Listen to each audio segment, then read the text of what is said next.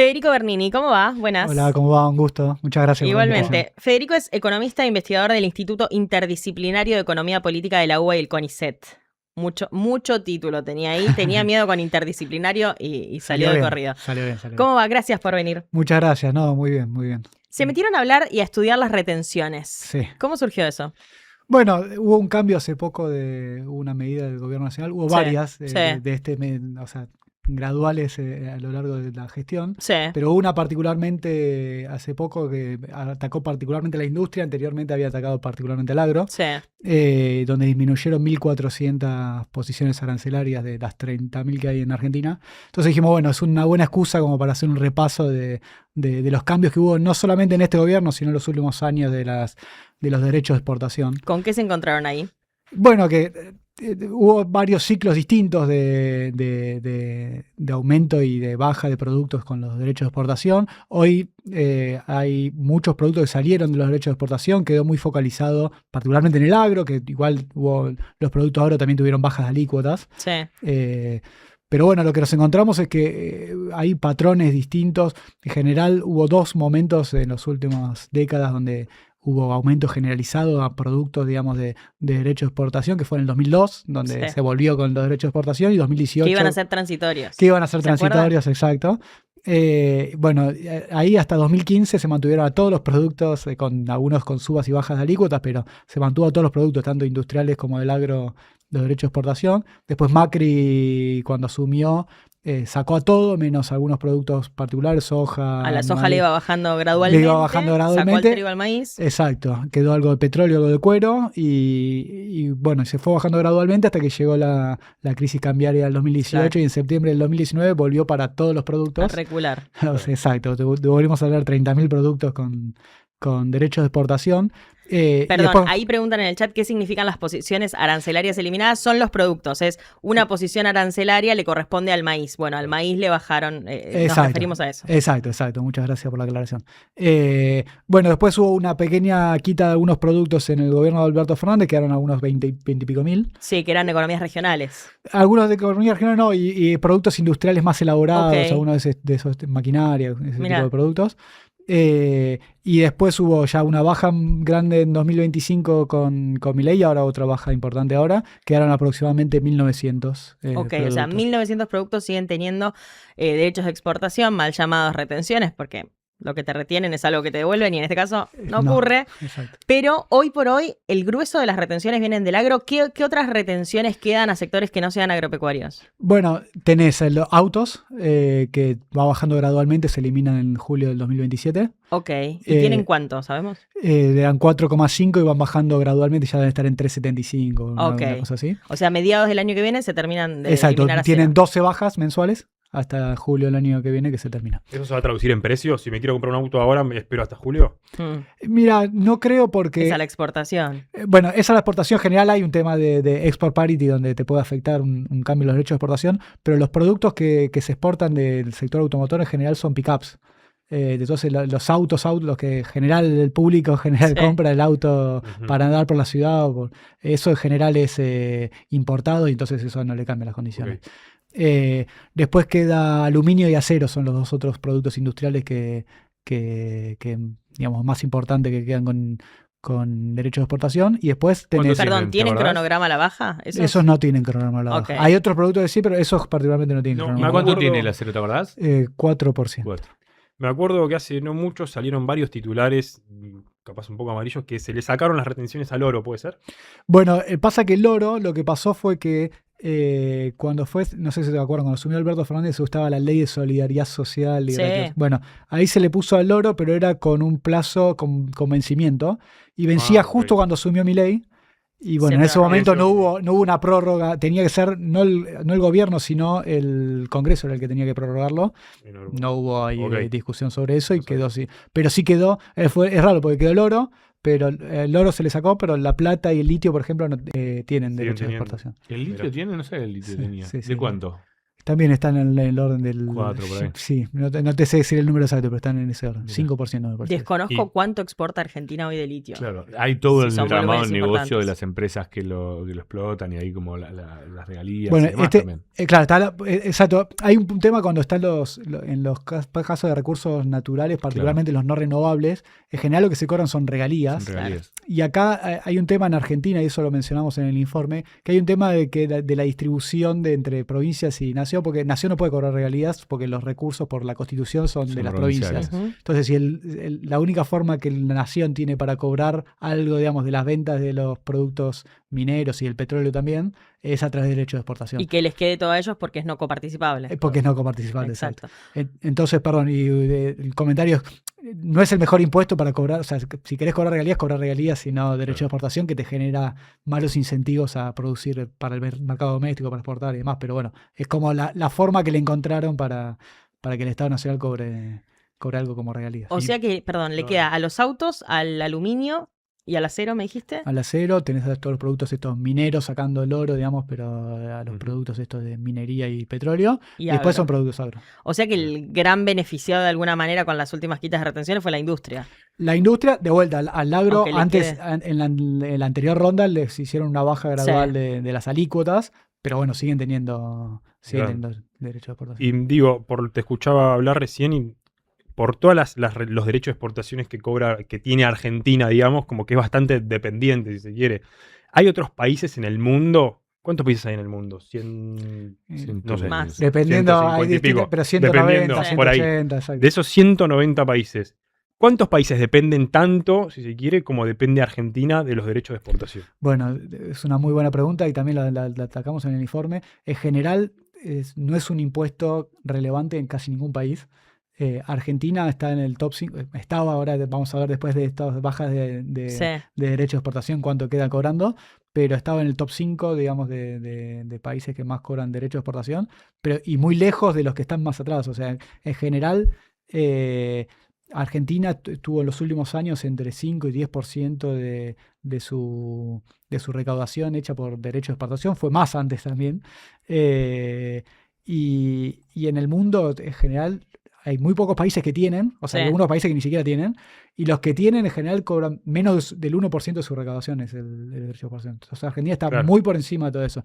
Y los que quedan son en general Rusia, Bielorrusia, algunos países africanos. Uzbekistán tenía. Uzbekistán, Sí. exacto. Son Son países, 5 o 6 países. digamos, si me decís, vamos a algún modelo de recaudación tributaria del mundo, no vas a elegir a esos países, calculo. Pero bueno, son muchos países que igualmente también buscan grabar con el derecho de exportación también recursos primarios en general. Incluso Costa Rica cobra algunos derechos de exportación, pero no cobra sobre el core de su exportación, que están en muchos productos industriales, sino sobre las bananas y algunos productos así también agrícolas, digamos. Marginales en términos de recaudación. Argentina cobra, de hecho, la presión sigue puesta en retenciones en el sector que más exporta ahora. O sea, el agro explica gran parte de las exportaciones Exacto. todavía. Soja, trigo y maíz, que son los Sí. principales tres complejos exportadores, son los que más derechos de Más exportación pagan.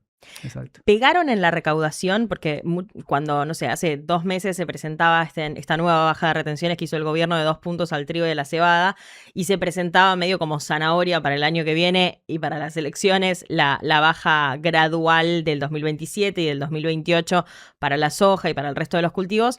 Cuando se presentaba eso, todos pensábamos, bueno, el gobierno quiere darle una buena señal al campo, quiere pedirle también el voto al campo, pero no puede comprometer la recaudación o claramente no está en condiciones de no depender de las retenciones.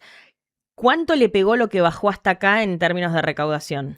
Bueno, es uno de los componentes que está bajando en la recaudación, pero igualmente todavía sigue siendo importante, por esto que decíamos, de que sigue comprometiendo a los principales cultivos. Y todavía la baja fuerte de soja todavía no empieza el año que viene, entonces todavía no lo estás viendo en los números. Va a ser bajó casi 10 puntos, 9 puntos. Desde que arrancó el gobierno está en Es cierto. 33, está en 24,5. Exacto, y quieren ir hasta 15, digamos, Claro. la baja gradual que empieza en enero del 27. Ujú. Bueno, sí, o sea, es un rubro que importó. Igualmente ya fuiste teniendo además estos dólar soja, entonces ya fuiste teniendo como unas quitas parciales Sí. antes, así que por eso en los números no lo ves todavía de forma tan importante.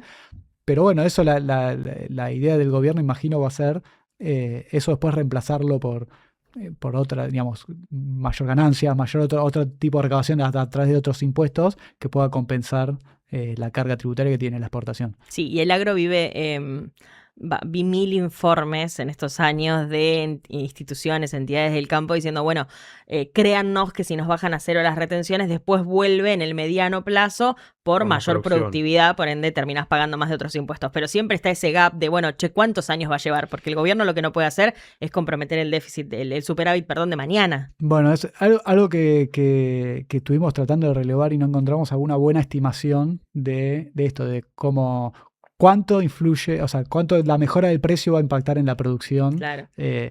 No es fácil hacer esas cuentas también. Es claro, muy difícil, porque depende de cuánto reinviertan en producir más. Exacto, cuánto reinviertan en mejoras de semillas, de genética, de tecnología. No, cuántas variables haya en el momento en el que es medio contrafáctico el clima, analizarlo, porque bueno, y después tenés 1000 clima, variables que se te puedan meter en el medio de si vos elegís reinvertir ahí o no. Bueno, de hecho ayer estábamos en la presentación de Bayer y sacaron creo que las 5 o 6 las principales factores que podían depender de la campaña, y creo que la primera era el clima. Obvio, sí, sí. Bueno, y lo que pasa mucho si vos sacás la carga de derechos de exportación, hay un tema que es va a mejorar la renta de la tierra, llamémosle así. Los dueños de la tierra, sus campos van a valer más, los que lo arriendan van a arrendarlo por un... Sí, porque se alquila por quintal de soja. Exacto, y el precio de la soja va a subir, entonces la recaudación del dueño de la tierra es mayor. Eso no te va a impactar tanto en producción porque es solamente una renta del terrateniente, llamémoslo así, pero después tenés las tierras marginales que por los derechos de exportación dejan de ser productivos, pero cuando se los sacás empiezan... Exacto. ¿Sí? Entonces son las que generan las que están más lejos de los puertos o los que tienen una productividad relativa menor. No, perdón, cuando dijiste tierras marginales, ¿hay alguna estimación de cuántas tierras marginales hay que si se sacara las exportaciones podrían como volver a ser productivas? Hay estimaciones, ahora no las tengo los números presentes, pero hay estimaciones de eso, son unas millones de hectáreas, pero no... Pero claro, es un volumen importante. Es un volumen relevante, no te sé decir cuánto aportaría eso al extra. Es lo que te estaba diciendo de que no hay una buena estimación de cuánto es la elasticidad, digamos, de aumento de producción a la producción, eso no está... No, por lo menos yo no he visto algún informe bien hecho de eso. No me acuerdo en el proyecto de ley de presupuesto de este año cuánto decía el gobierno que iba a recaudar por derechos de exportación y cuánto está recaudando efectivamente. Mira, lo que está recaudando es aproximadamente, el recaudó en 2025 el 0,8% del PBI. Las bajas que hubo en estos meses lo llevarían al 0,60 y pico. Uh-huh. Lo que hayan puesto en el presupuesto igual no sé cuánto puede valer porque cambiaron mucho los precios, las previsiones de exportación están siendo mejor, o sea, los datos de exportación son mejores que las previsiones que hubo el año pasado, así que creo que en la práctica lo que vamos a ver es que va a seguir siendo más del 0,5,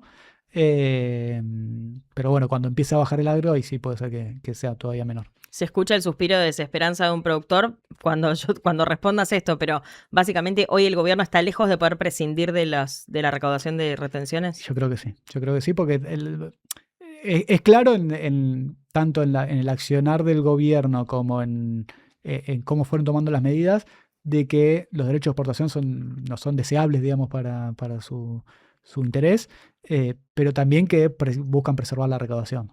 De hecho, a lo que bajaron fueron los productos que son, entre comillas, menos, por un lado los menos relevantes, por otro lado los de, entre comillas, mayor valor agregado, de que las cadenas finales de producción, tanto en alimentos como en industria.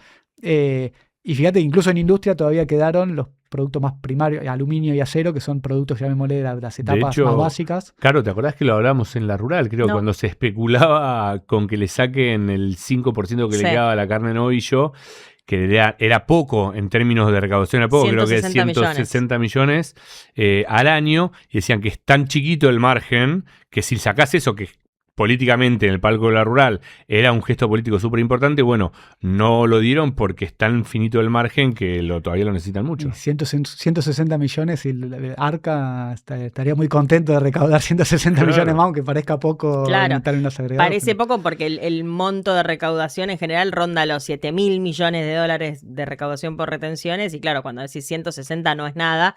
Y para esos productores sí es bastante, obviamente, pero claro, el gobierno este año no pudo tampoco, o al menos dijo no haber podido resignar esos pocos 160 millones.